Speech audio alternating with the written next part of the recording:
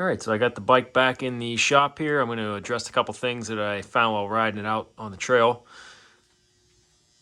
First, though, I am going to attempt to chisel these screws off because the impact screwdriver wouldn't do its thing. And I was talking with my dad. He showed me a trick that he was using with a chisel, and just kind of lightly hammer in the edge of the screw and just kind of shock it and pop it out. So I'm going to give that a try. I'm going to start taking off some parts to get painted, like the rear fender, the exhaust. I got the heat shield that's got to go back on here. I'll probably take the rear shocks off, try to shine these up as much as I can, and shine up the rims and spokes too. So not a whole lot. Oh yeah, and figuring out the electrical system on here. I didn't have any headlights. There was no battery in the bike when I was running it, so it might have something to do with it on the 72s. I don't know if it's required to have a battery for the headlight to run it in those years, but somebody mentioned in the comments too that this bike doesn't have a regulator, so trying to run the lights without the battery would probably blow the bulb. So thank you for that tidbit of info. I won't try to run any kind of lights without a battery next time. So and I'll just probably end up trying to clean some of the polish the metal on the engine a little bit more. And I have the chain guard still off. I'm going to get that repainted, thrown back on there. But other than that, the bike runs really well, as you saw in the previous video. So mechanically, there's not much really else to do. It's just going to be a lot of elbow grease and some paint. Probably going to end up taking the swing arm off too, I think, and getting some grease on the pivot bolt. And while I'm at it, I'm going to take this off and probably try to solder the wires back on here. I have the wires, so this must have got cut at some point. But I've bought two brake switches on eBay, both of them with the switch having been frozen on it, so I couldn't use those. This one actually still works, so I'm going to try to solder those back on just to see if I can get that to work. Save a little bit of money.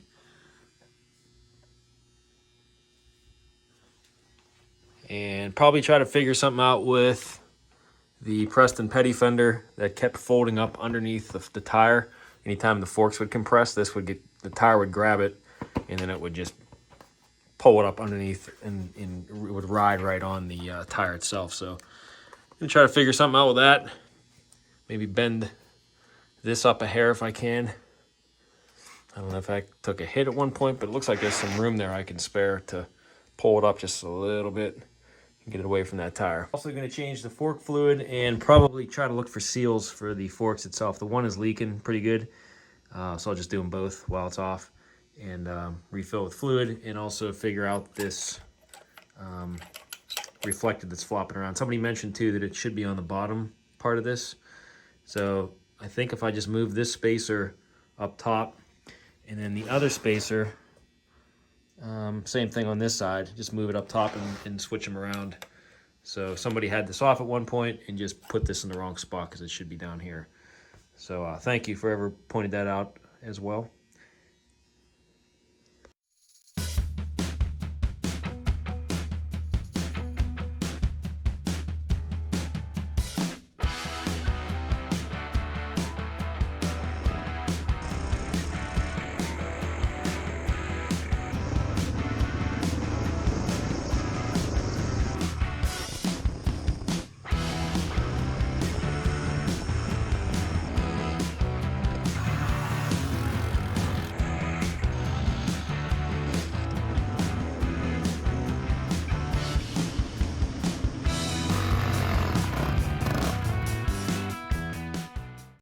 First thing I'm going to do is tackle the screws on the side with a sharp chisel.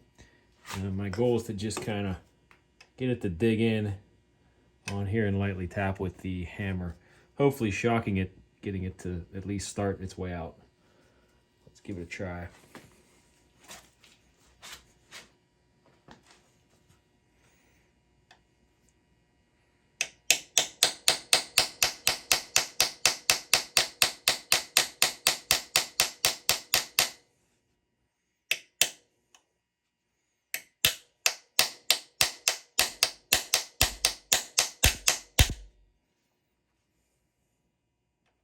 same time, I don't want to hit the casing, of course. I just try to keep it away from the case. I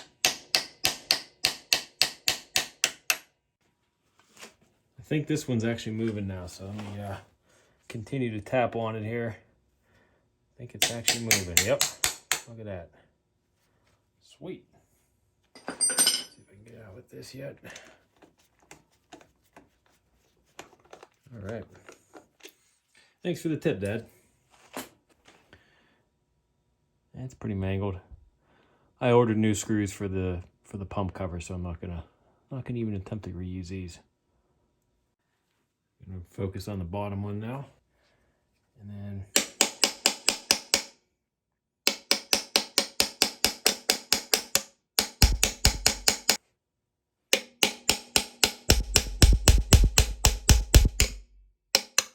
might be moving it.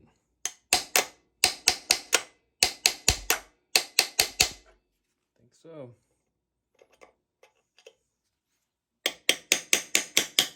Yep. Got that one too.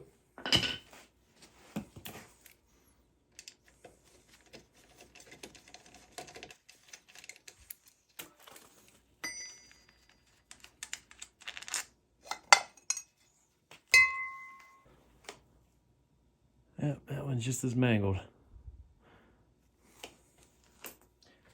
Let's get a look at this pump here.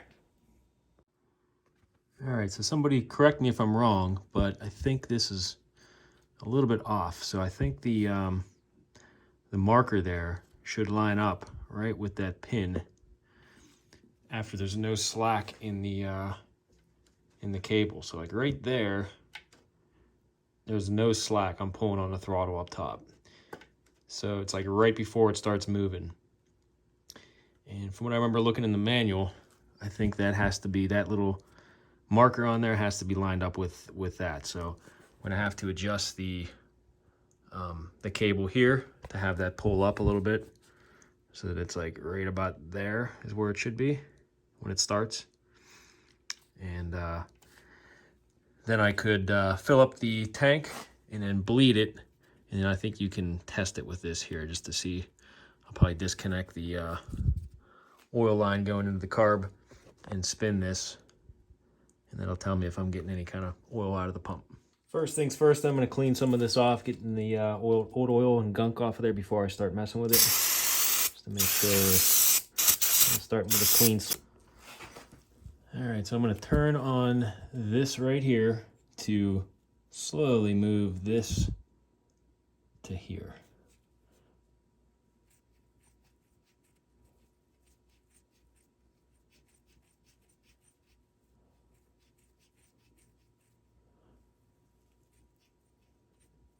It's pretty much dead on there.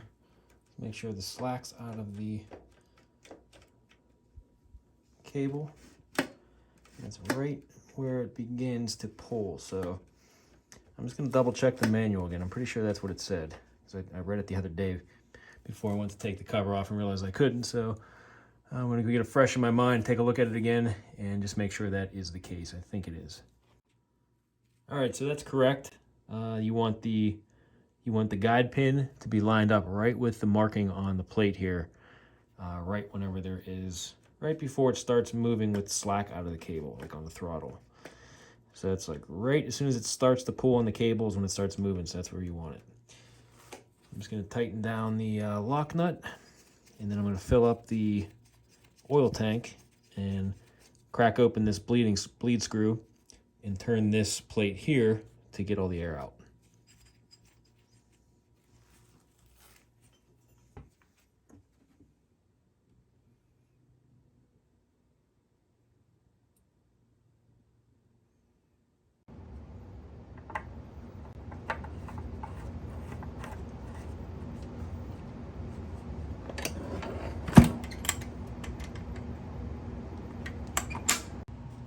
All right, now that the oil tank is filled, I'm going to crack open this bleed screw and turn this plate, looks like clockwise on there, to bleed the air out. I should see a steady stream of oil after the air's bled out. It also mentions in the manual to open up the throttle, because that will actually actuate the pump more aggressively and get the air out quicker. Get my catcher here ready to go. Crack this open.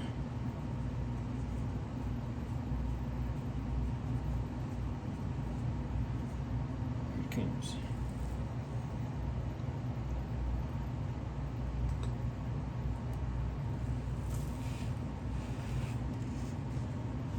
Open the throttle up, and I'm going to turn the plate. Directions on the arrows on it.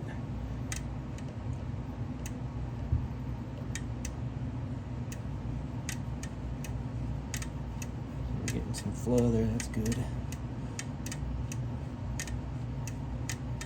Making a mess. And it's really getting into the catch can here.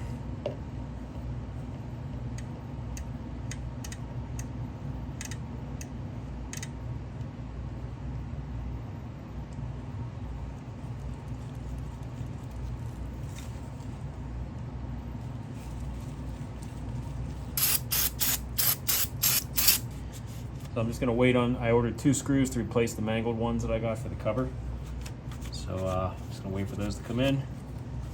So just a correction for those that are following along. I mentioned about disconnecting the oil return line from the pump from the carburetor. But on this bike, it actually runs up to this bolt right here, which goes directly into the cylinder.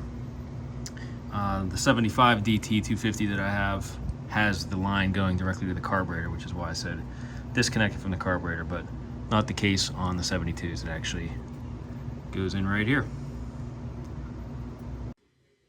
All right, next thing I'm going to do is remove the foot peg bar here so that I can put it on a lift a little easier. It'll be flat under here instead of having this in the way. And both bolts are out, so this thing should just kind of pop off like that. All right. Now I can get this thing on a jack a little easier.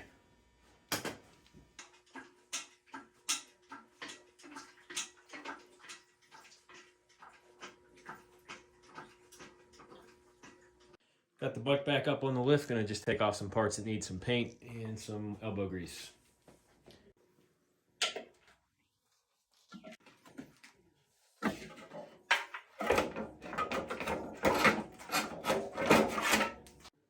And next I'm going to remove the exhaust here, a couple springs up front, and then two bolts holding it on.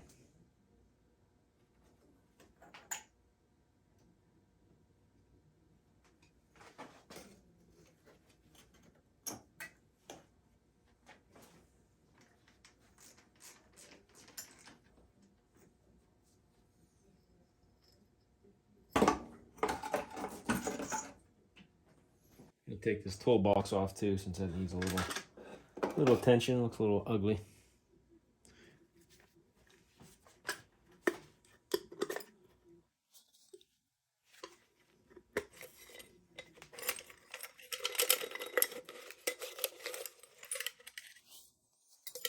With the original tools in it still.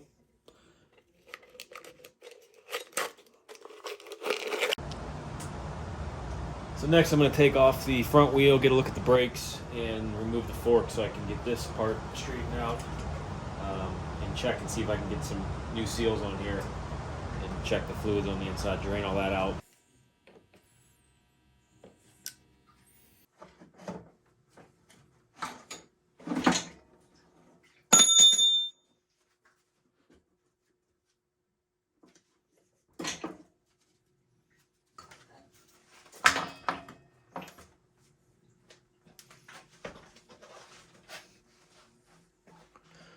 Actually looks really good in there. Put a little sandpaper to the inside of the hub here, but it's in pretty good shape. Look at the brake pads, brake shoes, excuse me. There's a pretty decent amount of life left on those too. Those look pretty new actually. Just get the glazing off with some sandpaper. Like the Speedo gears in good shape, lubed up still. Of course, I'll add a little bit more, but that's cleaner than I expected.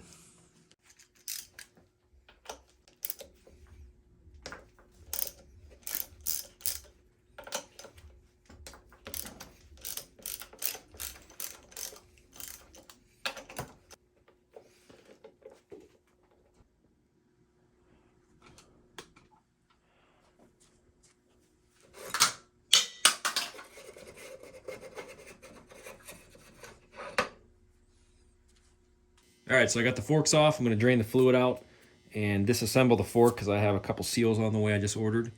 So I'm just going to dump whatever's left in these out and get ready for that once those arrive.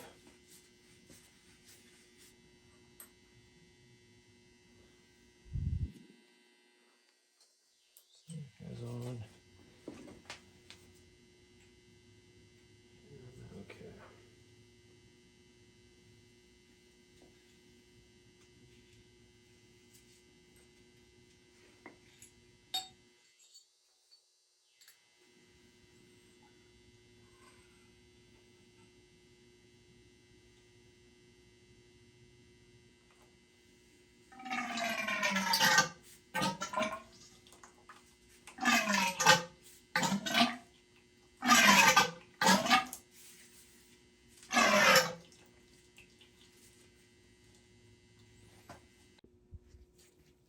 All right, next up, I am taking the fork apart, and I'm using an 8mm Allen key that goes into the bottom of the fork here, right in here.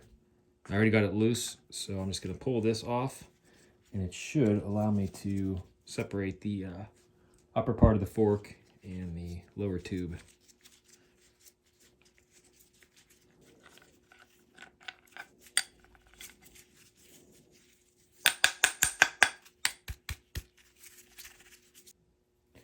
There we go.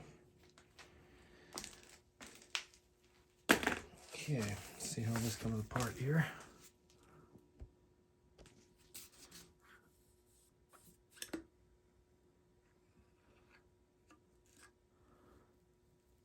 Plunger.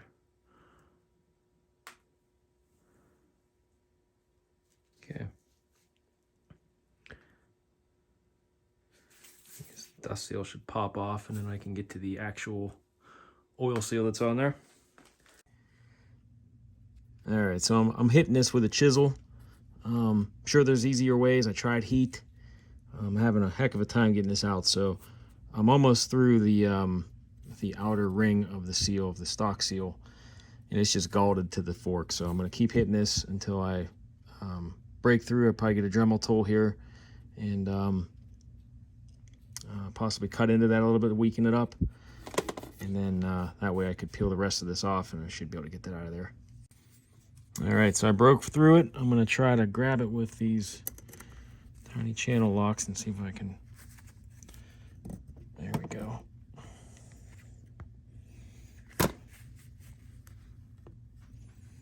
It's going to come out now. All right, there it is. I can get this to focus for you. I didn't damage the fork. So next up, I'm going to try to salvage the brake switch that came on this bike. The top part was ripped off and the wires were exposed. So I went online and tried to find another one on eBay, and found a couple that were sent to me that have the cap, have the wires and the correct attachments, but the switch itself was frozen in there. So contacted the vendor. He sent me another one, and same thing, got the cap, the wire, but also frozen again.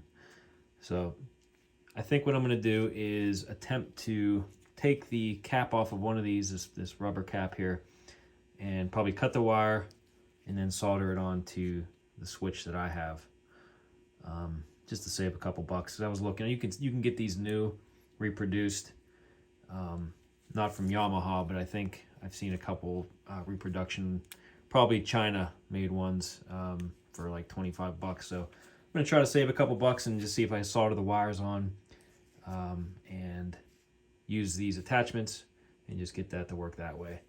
But first I'm gonna test the switch to make sure it works with the multimeter, just to see if whenever I get any kind of readings with it, open versus closed. So I'm gonna hook the meter up now and see what we got. So I'll just use probably ohms reading contact on both. So right now that is with the switch closed without hitting the brake if I were simulating. All right, and then here's me hitting the brake pedal. See if we get any readings on the multimeter. Yep. So it is registering that the switch is on and off there. If I can get that to focus while I'm doing it. There we go. So the switch is good. I'm just gonna solder the wire on here and save a couple bucks. So this is one of the switches that's frozen. Pretty much useless. I tried putting oil down in there, let it soak for a couple days. I couldn't get it to work. So I'm gonna take this cap off, or attempt to, see if I can get this off of here and figure out what wire is gonna go where here.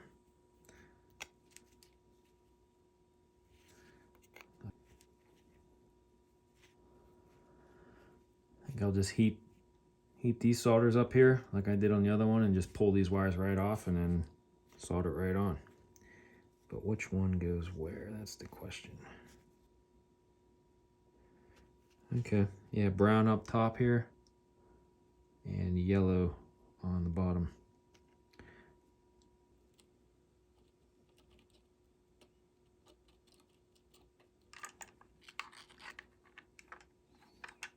Here's one.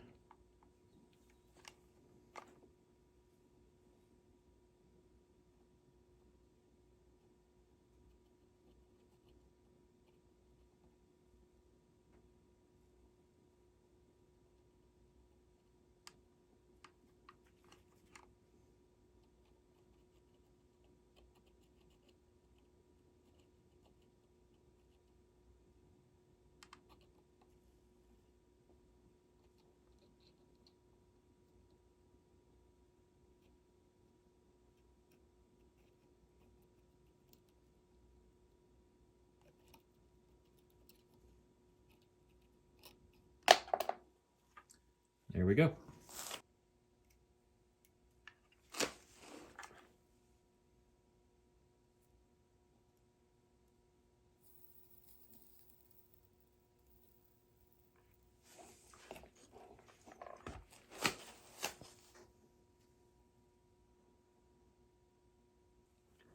All right, so I got the cap back on, and I'm going to test the connection here with the multimeter.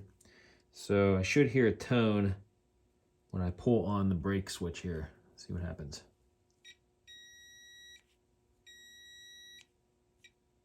There we go.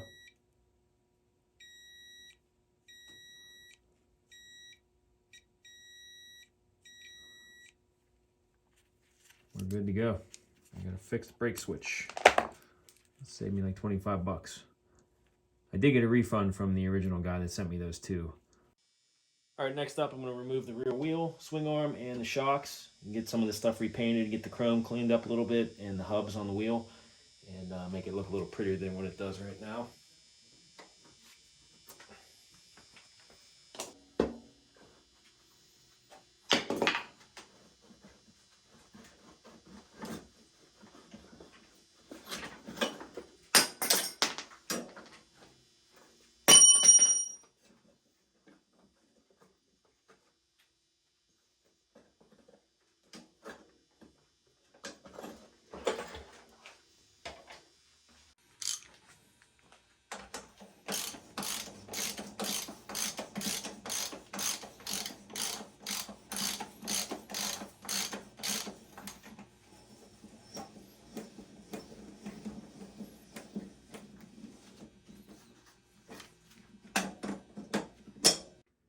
So I don't think this swing arm bolt's ever been out of this bike. So it's been in here for 50 years. And as you can imagine, it's probably pretty corroded in there. So I've been beating on it with this piece of aluminum here and a hammer, just so I don't mess up these threads on here. But it's starting to finally budge a little bit, so I'm going to keep at it here.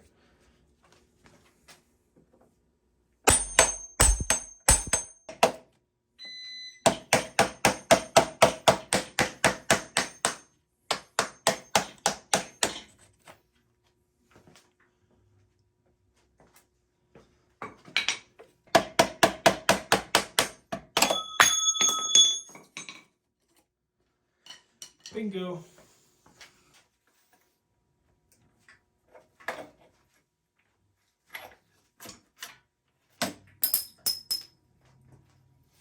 Finally got it off. Here are the spacers here in pretty decent shape, just need cleaned up. I'll get a wire brush through here, clean all that up. The bushings seem pretty tight, so I don't think I need to replace them. I just wanted to get that off so I can repaint this and get some grease in there too. The bolt itself, you can tell it's kind of stuck on either end, kind of in the bushings itself. So it's probably corroded up here and right here pretty good. So I actually took the Zerk fittings off of here on either end and sprayed some oil down in there and kept turning the bolt, hoping it would work its way through these grease fittings or grease holes.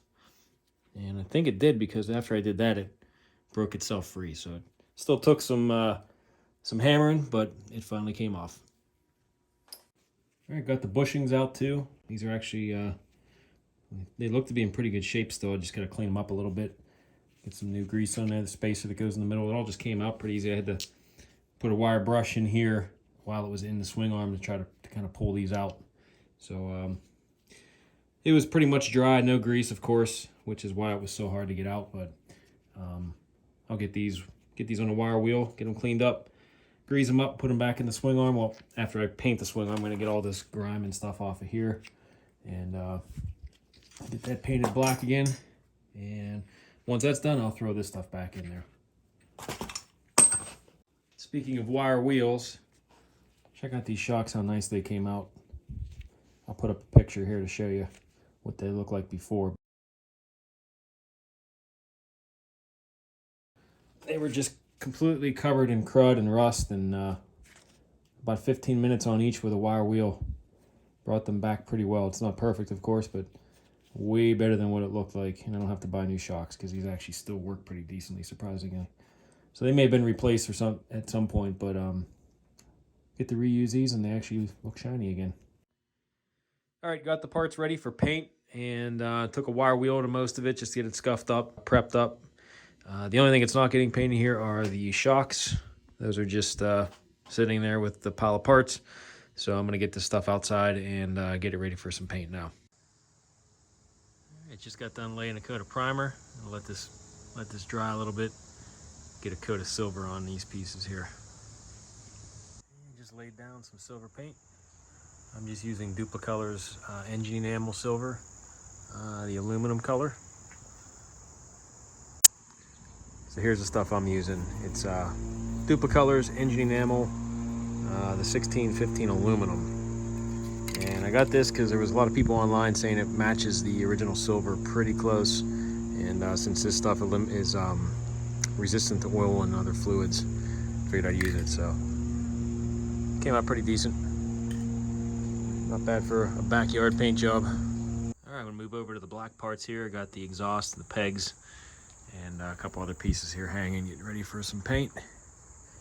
Got them cleaned off with some brake clean and rubbed the exhaust down with some alcohol. Try to get as many contaminants off as I could. And I'm gonna lay down some paint now.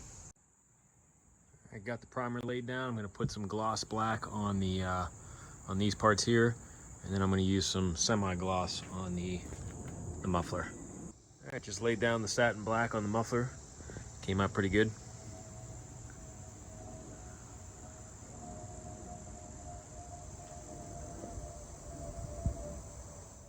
Just wanted to get a before shot of it, and then I'll show you after. I don't need to bore you and watch me scrub the wheel with steel wool. So just want to get a before shot. This side here, you can see the chrome on the rim itself is in really good shape too, so it's not going to take much to clean this up. Just use some metal polish and steel wool. You'll see how nice it turns out. Here's a before look of the rear wheel before I start wire wheel on this one. All right, got everything either painted or brightened up that needed it. It looks way better than it did before. So here's the aftermath on the wheels from just using a wire wheel on them. Spokes and everything came pretty clean. I just got to get on the inside of the hubs a little bit better, but for now, it's going to work for me. So I'm going to start putting this back together. I'm going to start with the rear end here and get the swing arm bushings and everything in and greased up and back on the bike. I'm going to start by putting the swing arm back together here. It's just a couple bushings and a spacer, and just going to grease it up as much as I can. Cleaned up these bushings, get the channels for the grease cleaned out, so there's actually grease fittings on the axle, so when I put that in, don't have to tear it apart, which is nice. I just kind of pump some grease in there and it works its way through up top here and then through these channels on the bushing.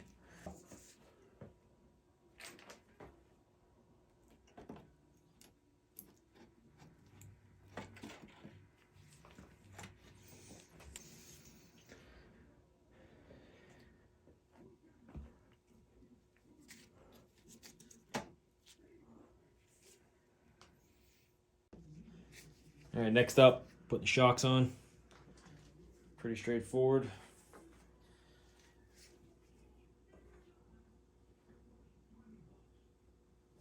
Okay, so I think a little grease on these bolts.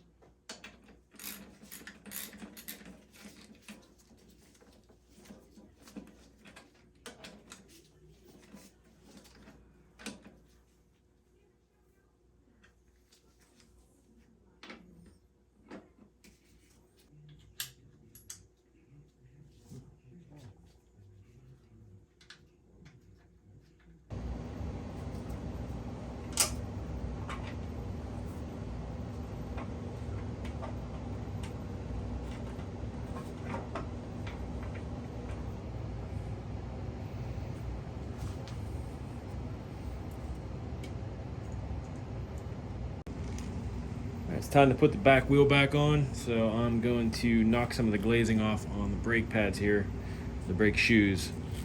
There's still some life left on them, so I'm just going to run with these. I lubed up the pivot point here so that moves nice and freely. So just going to get the glazing off, get the wheel back on, and continue on here.